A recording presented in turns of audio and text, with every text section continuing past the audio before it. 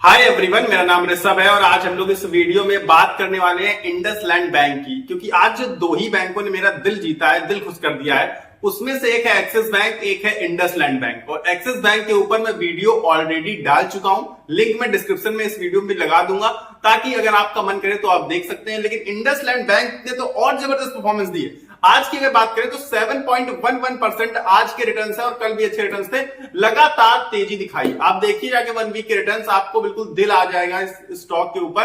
और क्यों तेजी आई है इस बारे में डिस्कस करने वाले हैं इस वीडियो में। लेकिन मोर इंपॉर्टेंट थिंग क्या है कि क्यों तेजी आई है वो इंपॉर्टेंट नहीं, वो तो आ चुकी ना। इंपॉर्टेंट थिंग ये है कि क्या आगे ये तेजी बनी रहेगी, कहां तक ये स्टॉक जा सकता है, क्या टारगेट प्राइस निकल कर आ रहे हैं, और सबसे ज्यादा जरूरी है कि क्या हमें इसमें इन्वेस्ट कर देना चाहिए भैया।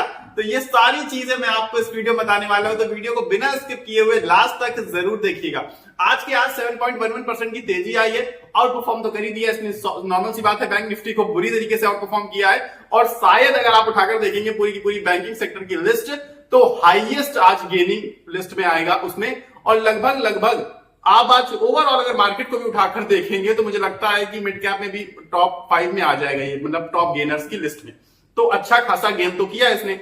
और खास बात पता है क्या है कि ये जो गिरावट आई थी इसमें, सबसे बड़ी चीज तो यही है कि ये गिरावट के बाद देखिए उठ रहा है। गिरावट आई थी इसमें मार्च के महीने से, 9 तारीख को इसमें बहुत बड़ा क्रैश आया था, क्योंकि 7 या 8 को एक न्यूज निकल कर आई थी कि डेरिवेटिव्स में लॉस हुआ है 1500-1700 करोड़ 1800 करोड़ के आसपास समथिंग, जो भी न्यूज थी। इसके बाद इन्होंने पूरा अपना सर्वे कराया, सब निकलवाया, काला चिट्ठा जो भी था इनका निकला, उसमें 1979 करोड़ का डेरिवेटिव लॉस था, जिसकी वजह से आप न्यूज तरह तरह की न्यूज तो आ रही, देखिए कहा जा रहा है कि सीईओ रिजाइन दे सकते हैं, ये है वो है, लेकिन अब तक ऐसा कुछ हुआ नहीं। ठीक है, पहली चीज।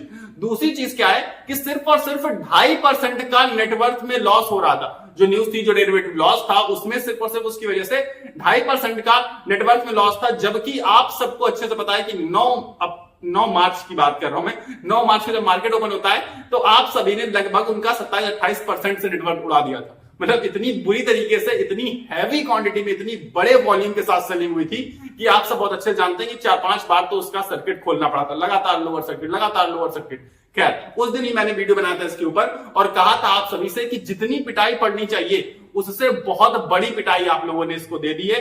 इतनी पिटाई पड़ने लायक नहीं थी ये न्यूज जो थी, वो बहुत भारी भरकम न्यूज नहीं थी। 2.5% नेटवर्थ उड़ानी थी, आपको ज्यादा 5-7% गिर जाता समझ में आता, लेकिन स्टॉक ज्यादा गिर गया। इसकी वजह से हो सकता है कि अब ये स्टॉक रिकवरी दिखाना स्टार्ट कर रहा है। क्या रीजन है ना, यही तो जानना चाहते हैं हम लोग कि रीजन क्या है जो इस समय ये स्टॉक लगातार स्ट्रेट अवे रैली दिखाता जा रहा है 2-4 सेशन से। तो उसके बारे में भी हम लोग जानने की कोशिश करते हैं। अभी भी अगर हम लोग ओवरऑल उठाकर देखेंगे तो 15-17% नीचे स्टॉक अपने मार्च के महीने से, जो कि सिर्फ मार्च के महीने से बता रहा हूं मैं। ओवरऑल तो काफी नीचे है स्टॉक, क्योंकि अगर ओवरऑल इसका उठाकर देखेंगे तो बहुत बड़ा स्टॉक है और बहुत ऊपर तक जा चुका है ये स्टॉक।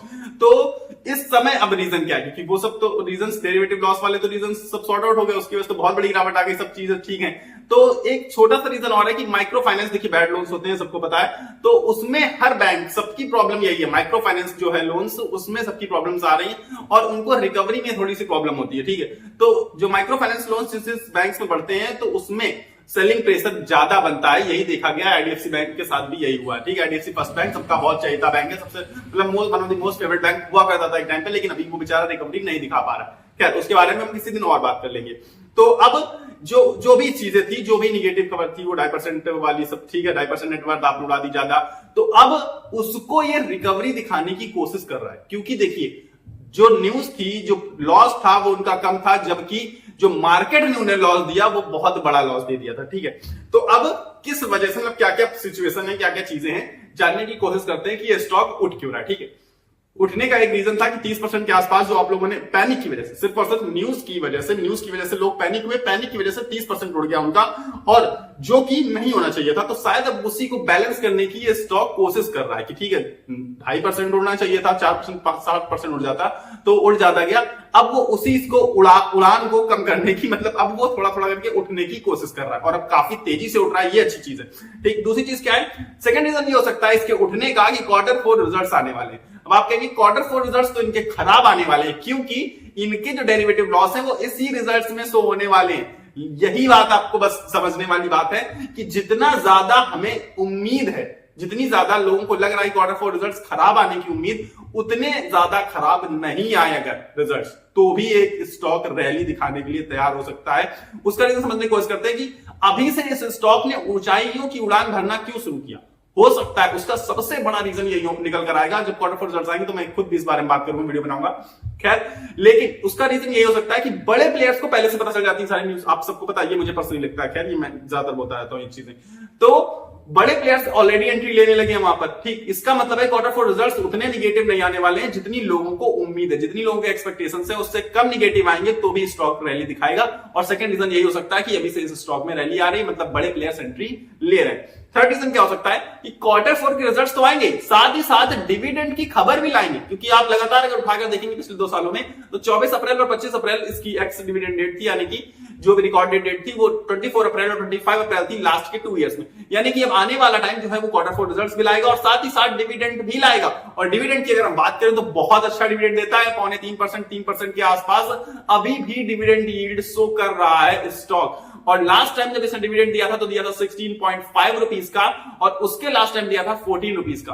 यानी कि डिविडेंड कंपनी बहुत अच्छा प्रोवाइड करती है। तो मुझे पर्सनली लग रहा है कि जो इन्वेस्टर्स हैं वो रिजल्ट्स के अनाउंस होने का या फिर डिविडेंड के रिकॉर्ड डेट आने का, इसका वेट बड़े इन्वेस्टर्स नहीं करते हैं, वो पहले से ही बाय करके रख लेते हैं, क्योंकि उससे उन्हें उस रैली का फायदा मिलता है। एक तो देखिए डिविडेंड अच्छा खासा मिल जाता है, साथ ही साथ 4-6% की रैली इजीली आ जाती है उस स्टॉक में डिविडेंड की न्यूज की वजह से, क्योंकि डिविडेंड की वजह से जो इन्वेस्टर्स होते हैं उसे पकड़ने की कोशिश करते हैं स्टॉक को। और जब स्टॉक में बाइंग होगी हैवी मात्रा में, मतलब बड़ी मात्रा में बाइंग होगी स्टॉक में, तो ऑटोमेटिकली स्टॉक का प्राइस ऊपर जाएगा। तो इस वजह से ये स्टॉक अभी से ऊपर भागते हुए दिख रहा है, क्योंकि इसकी डिविडेंड डेट बहुत ज्यादा नजदीक आ चुकी है। अब और रीजन कुछ हो सकता है क्या इसका, उसको भी समझने की कोशिश करते हैं। तो देखिए 24 अप्रैल 25 अप्रैल को तो डिविडेंड लास्ट टाइम दिए हैं, तो इस बार भी 24-25 में ही आ जाएगा, 26 से ज्यादा। तो आसपास से डिविडेंड डेट है, बहुत आसपास डिविडेंड डेट है, और पहले से बाइंग हो रही। हम लोग बाई नहीं करते, क्या आपने बाई किया? कितना बाई कर लिया होगा आपने? इतना भारी मात्रा में जब उछाल आ रहा है, 7-8% से भाग रहा है स्टॉक, इसका मतलब है कि कोई बहुत बड़ी क्वांटिटी में बाई कर रहा है, हैवी क्वांटिटी में बाइंग चल रही है। और ये सिर्फ और सिर्फ बड़े प्लेयर्स कर सकते हैं, मे बी एफआईआईज हो सकती है, डीआईएस तो पक्का ही है, और म्यूचुअल फंड की भी बाइंग हो सकती है, क्योंकि काफी नीचे के प्राइस पर इस समय ये खड़ा हुआ है। अब चीजें हम समझ गए कि ठीक है क्यों ये स्टॉक प्राइस भाग रहा है, ये सब चीजें बढ़िया नजर आ रही है, ठीक है। अब आगे का क्या? आगे ये स्टॉक प्राइस कमाल धमाल और बेमिसाल हो जाएगा। कैसे हो जाएगा उसको भी समझने की कोशिश करते हैं। इसी रिजल्ट में आपको समझ में आ जाएगा कि ठीक है ये रिजल्ट थोड़ा खराब होने वाला है, ठीक है, समझ सकता हूं, लेकिन जो लोगों की उम्मीद है उससे कम खराब होगा, पहली चीज। दूसरी चीज, अगली बार से बहुत अच्छे रिजल्ट्स आने शुरू हो जाएंगे, क्योंकि ये सारा का सारा लॉस तो इन्होंने इसी में दिखा दिया। अब जब इसमें दिखा दिया तो क्वार्टर ऑन क्वार्टर बेसिस पर आप देखेंगे कि कितना बड़ा जंप आएगा। ये सोचिए आप कि इस बार ना, मतलब लॉस में जा रही है, जो रिजल्ट्स आएंगे उसमें प्रॉफिट नहीं लॉस आएगा, और इसके बाद नेक्स्ट जो क्वार्टर जब रिजल्ट शो करेंगे तो इतना भयंकर प्रॉफिट आएगा। यानी कि आप देखेंगे तो 3 महीने के ही गैप में आपको ये स्टॉक प्राइस हो सकता है कि 50-60% से भागता हुआ नजर आए, अगर आप सिर्फ और सिर्फ रिजल्ट के बेसिस पर बाइंग करते हैं, या फिर रिजल्ट के बेसिस पर इतना अगर फर्क पड़ने वाला है तो सीधी सी बात। तो आगे तो ये स्टॉक कमाल धमाल कर देगा, ये मुझे पर्सनली लग रहा है साफ साफ। अब आप समझने की कोशिश करिए कि कमाल धमाल करेगा तो क्यों करेगा, क्या जो भी रीजंस हैं, वो टारगेट प्राइस भी दे रहे हैं ना, क्योंकि ब्रोकरेज फर्म्स भी इसमें बुलिश है। इसके बाद आप देखिए जिस दिन वो नेगेटिव न्यूज आई थी उसके जस्ट उसी दिन पहले ही इनफैक्ट मार्केट खुलने से सारी ब्रोकरेज फर्म्स ने अलग अलग टारगेट दिए थे, सारे उसी दिन ब्रेक कर दिए थे उसने, और बहुत नीचे आकर खड़ा हो गया था। अब कोई भी फर्म इसको बाई रेटिंग के अलावा कोई भी रेटिंग नहीं दे रही है। मैक्सिमम अगर एक आध फर्म दे रही तो होल्ड, सेलिंग की रेटिंग अब कोई भी नहीं दे रहा है इंडसलैंड बैंक में, क्योंकि मुझे पर्सनली खुद लग रहा है कि ये स्टॉक प्राइस बहुत नीचे आकर खड़ा हो चुका है। इस प्राइस पर नहीं खरीदोगे तो किस प्राइस पर खरीदोगे इंडसलैंड बैंक को? क्या ये मेरा पर्सनल ओपिनियन है, मैं ये नहीं कह रहा कि आप खरीद लीजिए या फिर बेच दीजिए, जो भी चीजें। तो आप समझने की कोशिश करते हैं कि टारगेट प्राइस क्या निकल कर आया है, तो टारगेट प्राइस तो पुराने वाले हैं ज्यादातर। अभी आज के आज एक टारगेट प्राइस निकल कर आया है, सिटी ने, सिटी ने इसमें इंडसलैंड बैंक में टारगेट प्राइस दिया है, बाई रेटिंग के साथ टारगेट प्राइस दिया है 890 का, 890 का टारगेट प्राइस निकल कर आया है, जो कि मुझे लगता है कि आपको विद इन अप्रैल या फिर मैक्सिमम है फर्स्ट वीक ऑफ मई में अचीव होते हुए नजर आ जाएगा ये टारगेट प्राइस। और साथ ही साथ मैं आपको बताऊं अभी और टारगेट प्राइस भी आएंगे। कब आएंगे? जैसे ही क्वार्टर 4 के रिजल्ट्स आएंगे ना, तो टारगेट प्राइस भी आते हैं, साथ ही साथ आप सभी अच्छे से जानते हैं। तो नए टारगेट प्राइस आएंगे जब मैं क्वार्टर 4 रिजल्ट्स को कवर करूंगा उस वीडियो में, तब मैं आपको नया टारगेट प्राइस भी बता दूंगा। अभी जो आया मैंने आपको बता दिया। अब आप मेरा पर्सनल ओपिनियन अगर जानना चाहते हैं कि मेरी क्या राय है इसमें, सिर्फ पर्सनल ओपिनियन, क्योंकि उससे आपके जो डिसीजन है उसको इंपैक्ट नहीं होना चाहिए, तो मैं अपना पर्सनल ओपिनियन भी आपको बता देता हूं कि 890 तो मैंने आपको बता दिया कि विद इन अप्रैल या फिर फर्स्ट वीक ऑफ मई आपको 890 का लेवल अचीव होते हुए नजर आएगा। और शॉर्ट टर्म में मुझे पर्सनली लगता है कि ये स्टॉक आपको 10 से 15% की रिटर्न अभी भी दे सकता है शॉर्ट टर्म में। और लॉन्ग टर्म मतलब शॉर्ट टर्म में तो बाई रेटिंग मेरी तरफ से, मतलब पर्सनल ओपिनियन है ये। और लॉन्ग टर्म में मस्ट बाई रेटिंग है। लॉन्ग टर्म में ये स्टॉक आपको यहां से 2x 3x होता हुआ भी नजर आ सकता है विद इन 2 to 3 ईयर्स, यानी कि 2-3 सालों का अगर आपके पास समय है तो आपको ये स्टॉक 2x या फिर 3x होते हुए नजर आ सकता है। मतलब मल्टी बैगर रिटर्न्स तो नहीं, लेकिन बंपर रिटर्न्स अगर आपको चाहिए तो इंडसलैंड बैंक इतना खराब बैंक नहीं है मेरे हिसाब से। काफी प्यारा बैंक है, रिजल्ट्स के हमेशा से बहुत अच्छे आए थे। सिर्फ इस डेरिवेटिव लॉस को हटा दिया जाएगा तो बाकी सब कुछ बहुत प्यारा चला है। हमेशा से इंडसलैंड बैंक बहुत ज्यादा इन्वेस्टर्स का फेवरेट बैंक रहा है।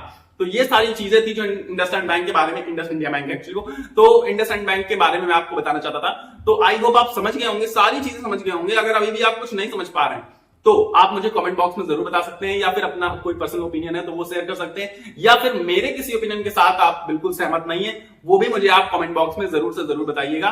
और अब आपको करना क्या है, इस वीडियो को लाइक करना है, क्योंकि लाइक फ्री ऑफ कॉस्ट है तो लाइक का बटन दबा दीजिए। इसके बाद चैनल को सब्सक्राइब करके मेरे साथ जुड़ना है आपको, ताकि ऐसे वीडियोस, ऐसे न्यूज जो मैं रेगुलर बेसिस पर लाता रहता हूं शेयर मार्केट से रिलेटेड, वो आपको सबसे पहले मिल जाया करे। और खास बात यह है कि सब्सक्राइब का बटन दबाने पर भी आपसे 0 चार्जेस है, कोई भी पैसा नहीं लग रहा है। तो सब्सक्राइब का बटन दबाकर मेरे साथ जुड़ जाइए और मुझे दिल खोलकर अपना सपोर्ट कीजिए। फिलहाल मिलेंगे अगले वीडियो में, तब तक के लिए आपको अपनी सेहत का ख्याल रखना है। स्वस्थ रहिए, मस्त रहिए। नमस्कार, धन्यवाद।